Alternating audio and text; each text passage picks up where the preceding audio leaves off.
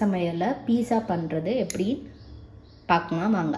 இப்போ மேரினாரா சாஸ் பண்ணுறதுக்கு வந்து ஒரு தக்காளி, மீடியம் சைஸ் தக்காளி வந்து இந்த மாதிரி கட் பண்ணி சுட தண்ணியில் வந்து நல்லா ஒரு 5 மினிட்ஸ் கொதிக்க விடுங்க. அதோட ஸ்கின்னை வந்து நம்ம பீல் பண்ண போகிறோம். ஒரு பாத்திரத்தில் இந்த மாதிரி 1 கப் பிளெயின் ஃப்ளவர் மைதா மாவு எடுத்துக்கோங்க. இதோட நம்ம ஒரு 1/2 ஸ்பூன் வந்து baking soda, 1/2 spoon baking powder வந்து யூஸ் பண்ணிக்கலாம்.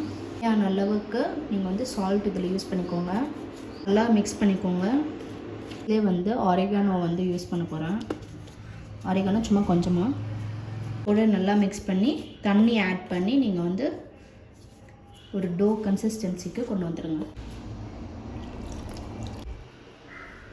இது டோ மாதிரி நல்லா பசைஞ்சு ஒரு 5 நிமிஷம் நல்லா கையில் வந்து நல்லா பசைஞ்சுக்கோங்க.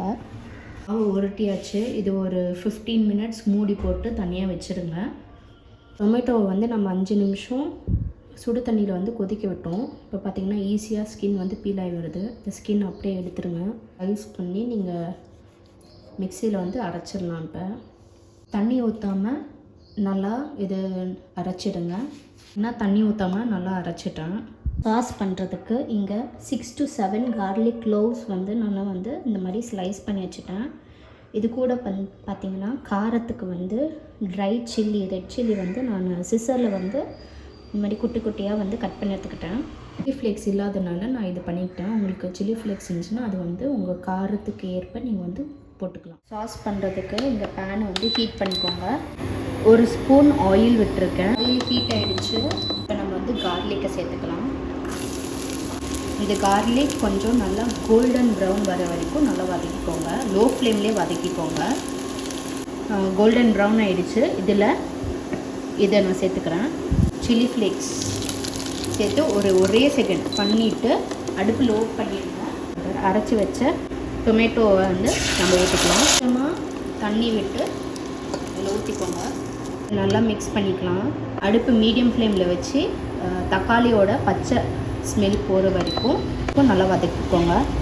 கொதிக்கிற ஸ்டேஜில் இதுக்கு தேவையான உப்பு கொஞ்சமாக ஒரு 1/4 ஸ்பூன் சர்க்கரை வந்து இதோட ஃப்ளேவர் வந்து இன்னும் கொஞ்சம் என்ஹான்ஸ் பண்ணி கொடுக்கும். அதுக்காக இது நல்லா மிக்ஸ் பண்ணிக்கோங்க.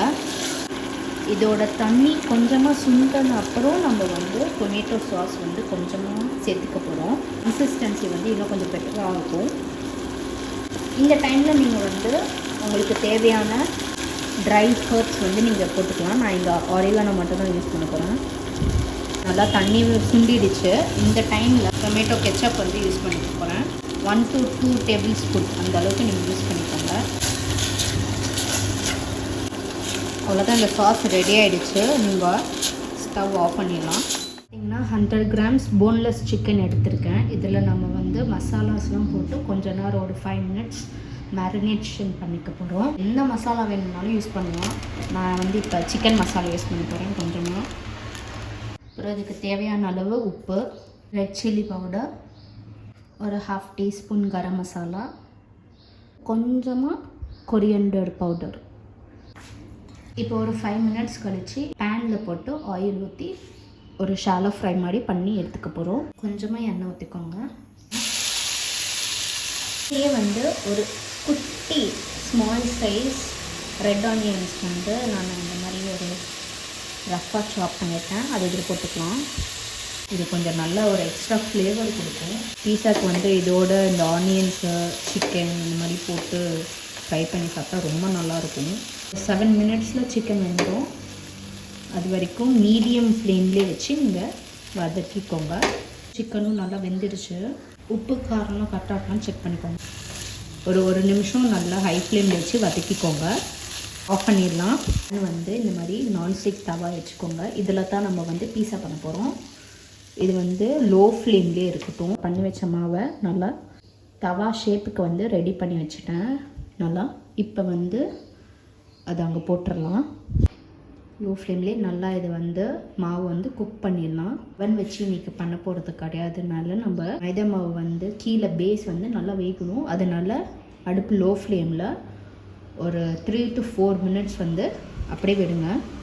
ஹை பண்ணிடாதீங்க ஃப்ளேமை, இல்லைன்னா ரொம்ப தீஞ்சிடும், அப்புறம் வந்து வேகாமல் போயிடும். லைட்டாக ஆயில் வந்து போட்டுக்கலாம்.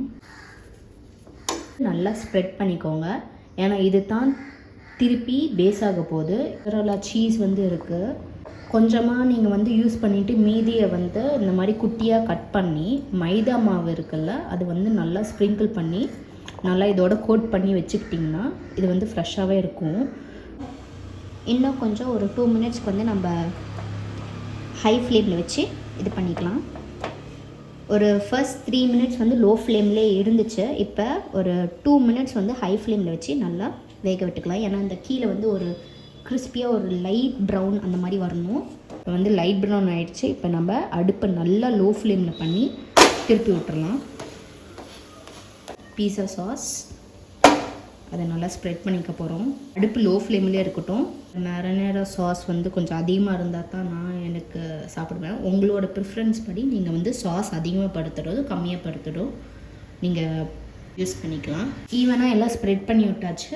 இப்போ ஒரு லேயர் சீஸ் நம்ம வந்து ஆட் பண்ணிக்க போகிறோம்.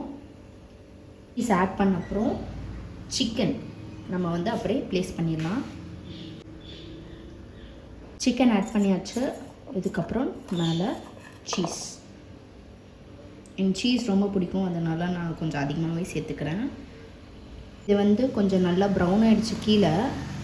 இப்போ இதை அப்படியே எடுத்து நம்ம அவனில் வந்து ட்ரான்ஸ்ஃபர் பண்ணிக்க போகிறோம். அவனை வந்து ஒரு 180 டிகிரிக்கு வந்து 10 மினிட்ஸ் ப்ரீ ஹீட் பண்ணிவிடுங்க. அவனுக்குள்ளே வச்சாச்சு. ஒரு 10 மினிட்ஸ் கழித்து நம்ம வந்து பார்க்கலாம். பார்த்திங்கன்னா பீஸா ரெடி ஆகிடுச்சு. இப்போ நம்ம அவனில் வச்சு கொஞ்சம் இந்த சீஸ் உருகிற வரைக்கும் பண்ணியிருந்தோம். இந்த மாதிரி க்யூபாக பண்ணாமல் கொஞ்சம் ஷ்ரெட் பண்ணி கிரேட் பண்ணி சீஸ் ஆட் பண்ணிக்கோங்க. இதை வீட்டில் ட்ரை பண்ணி பார்த்து எப்படி இருக்குன்னு கமெண்ட்ஸில் சொல்லுங்கள். மீண்டும் இன்னொரு ரெசிபியில் நம் சமையலில் நம்ம பார்க்கலாம்.